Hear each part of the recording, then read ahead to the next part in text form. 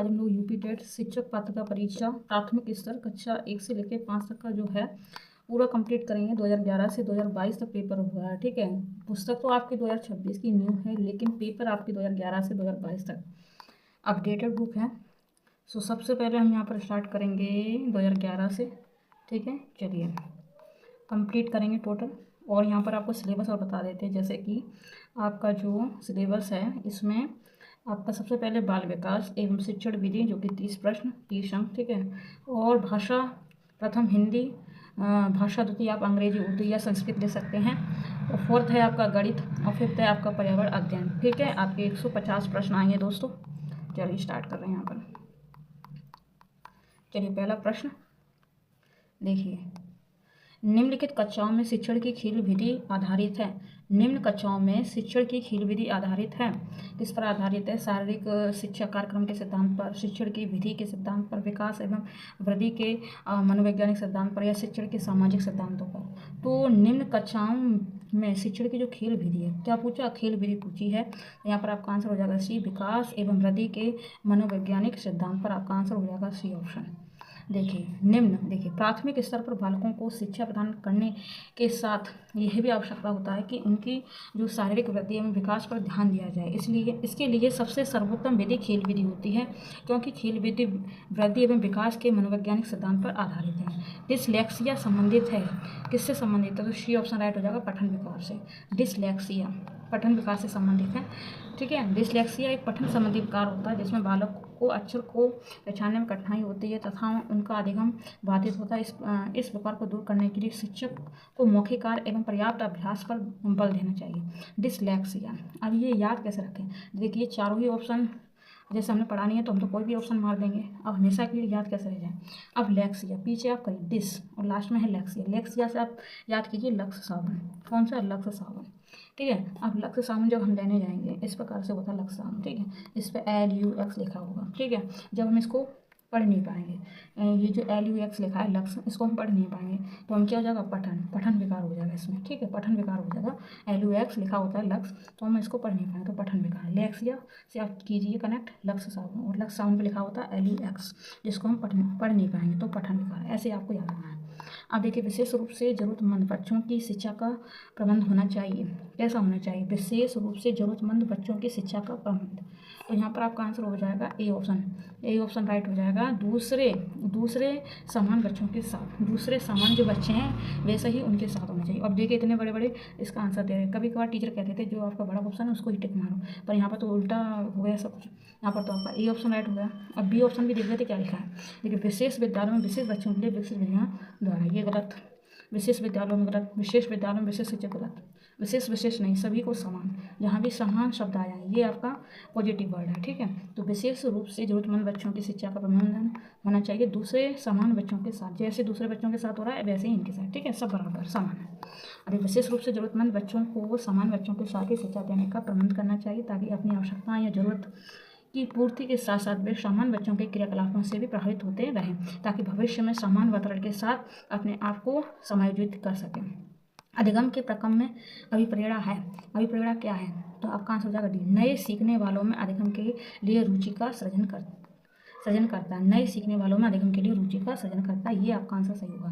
देखिए अधिगम प्रक्रम में अभिप्रेरणा का महत्वपूर्ण स्थान है। अभिप्रेरणा के माध्यम से सीखने वालों में अधिगम के प्रति रुचि उत्पन्न किया जा सकता है, जो अधिगम को प्रभावी बनाता है। अधिगम के प्रक्रम में रोचकता को बढ़ाने के लिए अभिप्रेरणा का प्रयोग करना चाहिए, ताकि बच्चों में अधिगम के प्रति रुचि एवं उत्सुकता बढ़ती रहे। अब देखिए अगला क्वेश्चन, कक्षा 5 के न्यून दृष्टि वाले बच्चे को सी ऑप्शन। कक्षा में समान रूप से बर्ताव करना चाहिए एवं ऑडियो CD के जरिए सहायता भी प्रदान करनी चाहिए, ये आपका आंसर हो जाएगा। कक्षा 5 प्राथमिक स्तर के न्यून दृष्टि वाले बच्चों के साथ समान बच्चों की तरह व्यवहार करना चाहिए एक शिक्षक को, तथा उनके अधिगम को बढ़ाने के लिए श्रव्य शिक्षण सामग्री का प्रयोग करना चाहिए, ताकि दृष्टि क्षमता का अभाव में उनके अधिगम पर नकारात्मक प्रभाव न पड़े दोस्तों, ठीक है। श्यामपट्ट, अगला क्वेश्चन देखिए, श्यामपट्ट को शिक्षण सामग्री के किस समूह के अंतर्गत किया जा सकता है?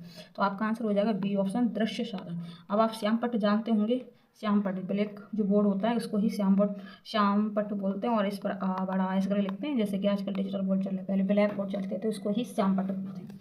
तो दृश्य साधन, ठीक है, बी ऑप्शन। वे साधन जिसमें बालक की दृश्य ज्ञानेंद्रियाँ प्रेरित होती हैं वे दृश्य शिक्षण सामग्री कहलाते हैं, जैसे कि श्याम पट्ट हुआ, मानचित्र हुआ, रेखा चित्र हुआ, मॉडल, ये सब आपके दृश्य वाले हो जाएंगे। ठीक, कौन शिक्षण कुशलता से संबंधित है? शिक्षण कुशलता से संबंधित है, उपरोक्त सभी हो जाएंगे। श्याम पट्ट पर लिखना, प्रश्नों को हल करना, प्रश्न पूछना, ये सब आपके शिक्षण कुशलता से संबंधित है। अब देखिए, शिक्षण कार्य को प्रभावी बनाने के लिए आवश्यक है कि शिक्षक सभी शिक्षण कौशल में कुशल हो। शिक्षण कौशल निम्न, जैसे कि श्याम पट्ट कौशल, अच्छा हैंड राइटिंग हो, ठीक है, श्याम पट्ट मतलब बोर्ड पर लिखने वाला, प्रश्न कौशल, स्पष्टीकरण कौशल, प्रतिपुष्टि कौशल, ये सब होने चाहिए। प्रतिपुष्टि एक पॉजिटिव वर्ड है, ठीक है, ये भी अगर आपको कहीं दिखे तो इससे आपका आंसर सही हो सकता है। कक्षा में जो विद्यार्थी प्रश्न पूछते हैं उन्हें, सी ऑप्शन, लगातार प्रश्न पूछने के लिए क्या करना चाहिए? प्रोत्साहित करना चाहिए। अक्सर क्या होता है हमारे स्कूलों में, जो प्रश्न पूछता है उसको चुप करके बैठा देते हैं, कुछ नहीं होते हैं टीचर, लेकिन जो इसमें बता रहे हैं कि अगर कोई बच्चा प्रश्न पूछता है तो उसको प्रोत्साहित करना चाहिए दोस्तों।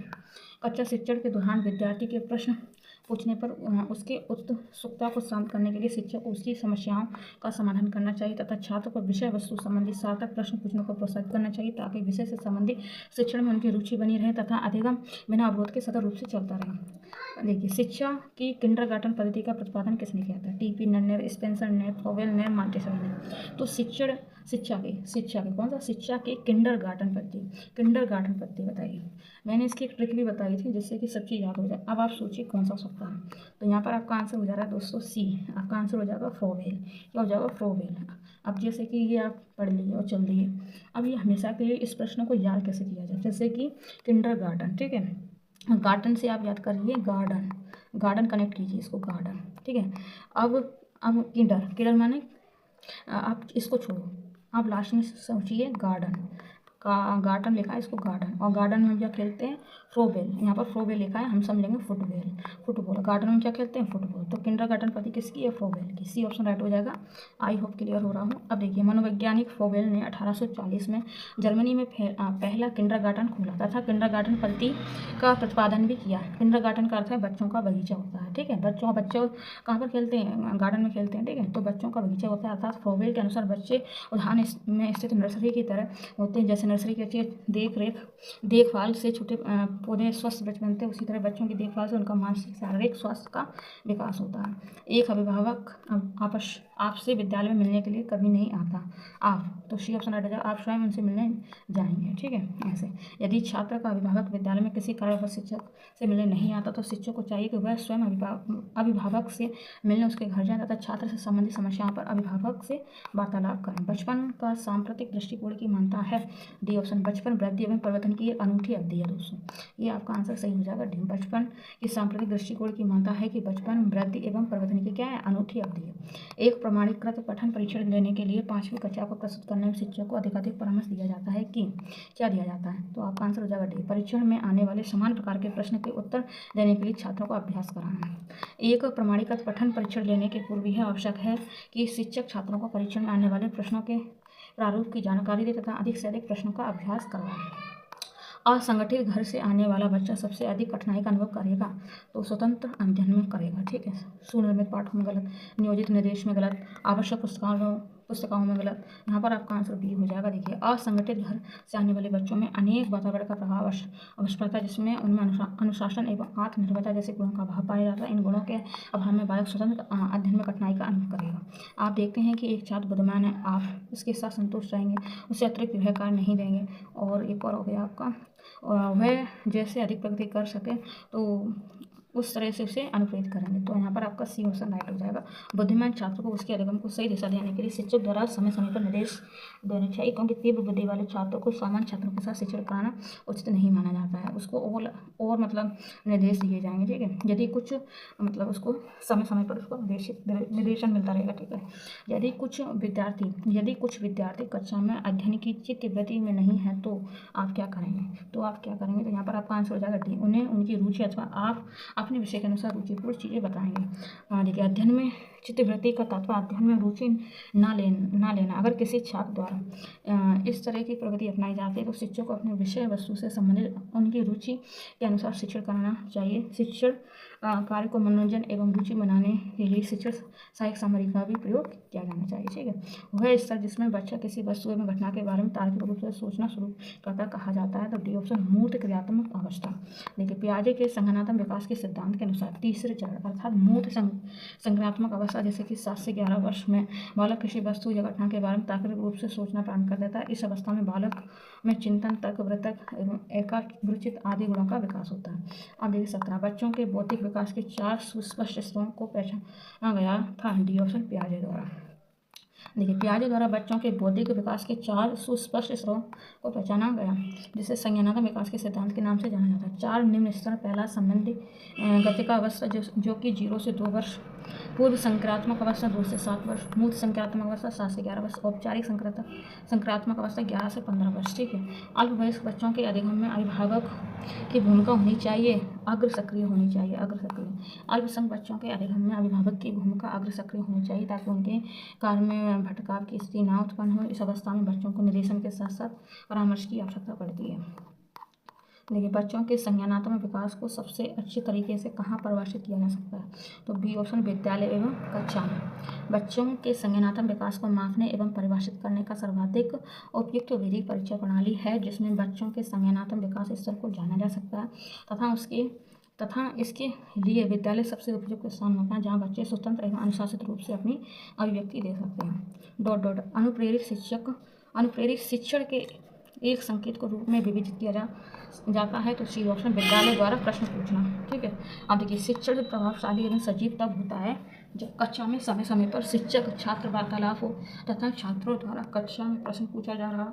इससे पता चलता है कि छात्र का अधिगम अच्छी तरह से चल रहा है और छात्र कक्षा में रुचि ले रहे हैं। ठीक है, कक्षा में विद्यार्थियों की रुचि बनाए रखने के लिए एक शिक्षक को उचित है, डी ऑप्शन राइट हो जाएगा, प्रश्न पूछना।